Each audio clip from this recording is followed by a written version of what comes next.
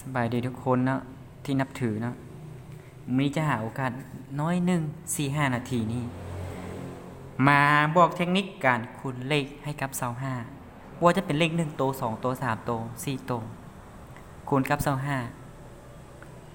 ว่ามันคูณแนวใดมีเทคนิคง่ายหรือว่ายากแท้สำหรับเฮาแล้วเฮาไล่แบบนี้เทคนิคนี้มันง่ายแต่บ่ฮู้ว่าคนอื่นใช้สิง่ายบ่เอาลองไปเบิ่งว่ามันง่ายหรือยากเบิ่งดูการคูณเลขตัวใดตัวหนึ่งให้กับ25มันมีเทคนิคง่ายๆอย่างนี้ถ้า48คูณ25วิธีเอา0มาเติมใส่เอา0มาเติมใส่ทั้งหลังของ48 2ตัวอันนี้ก็เติมใส่2ตัว0มาเติมใส่2ตัว0มาเติมใส่2ตัว0มาเติมใส่อีก2ตัว0มาเติมใส่ทั้งหลังนี่2ตัวและเอาเติมใส่2ตัวแล้วก็หารให้4ได้คำตอบคืออันนี้48บวกใส่เอา0มาเติมใส่ทั้งหลัง2ตัวแล้วก็หาร4ได้เท่าไหร่อันนี้เราเขียนก่อนอันนี้เราเขียนก่อนว่ามันอันนั้นมันง่ายแท้ว่าเราเขียนก่อนแล้วตอนท้ายเนี่ยเราจึงมาไล่แบบไวๆเพิ่งดูอันนี้เราเขียน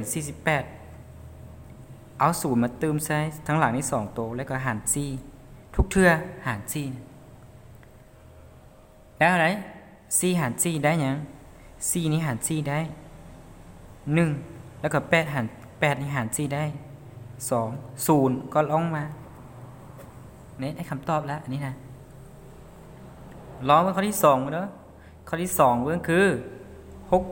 7คูณให้25มีแต่เอา0มาเติมใส่นี่2ตัวคือ67แล้วก็0หารให้4 6หาร4ได้หยังได้1เศษหยังเศษ2 7ลองมาใส่เป็น27หาร4ได้6เศษหยังเศษ3สูงลงมาเป็น30หาร4ได้7เศษเท่าไหร่เศษ2สูงลงมาใส่2เป็น20หาร4ได้5อันนี้ก็คือคำตอบ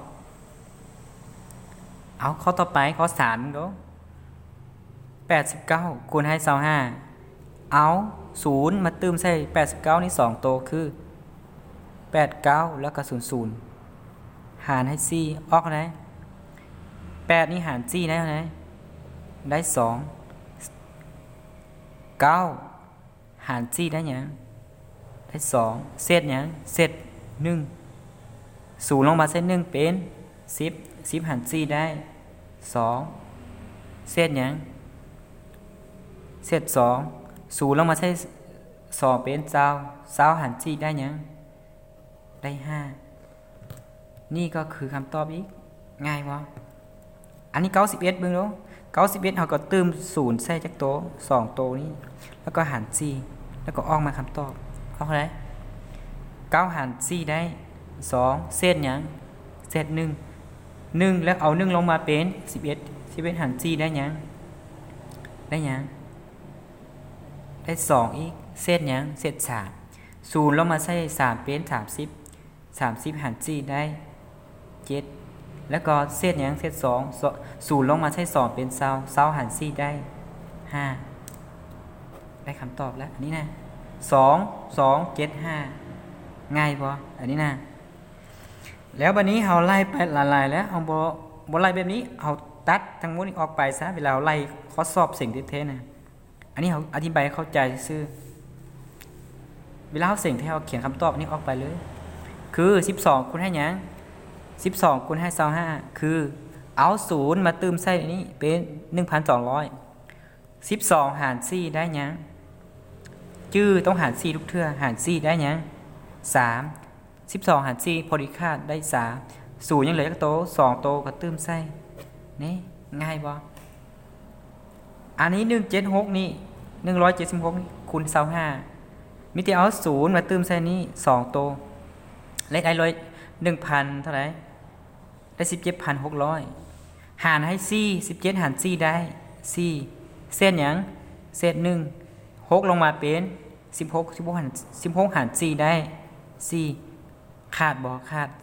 เศษศูนย์สองตัวนี้ยังเหลือศูนย์สองตัวนี้ศูนย์เอาตื้อมาใส่เลยนี่ได้แล้วนี่ก็คือการคูณเลข2ตัว3ตัว4ตัวให้กับ25มิแต่เอาตื้มศูนย์ใส่ตัวเลขที่เอามาคูณ25นั้น2ตัวแล้วก็มาหาร4แล้วก็ได้คำตอบอันนี้ง่ายบ่นักเรียนทุกคนลองนำไปใช้เบิ่งบางเทื่อมันจะช่วยให้น้องลายเลขไวขึ้นและก็ง่ายขึ้น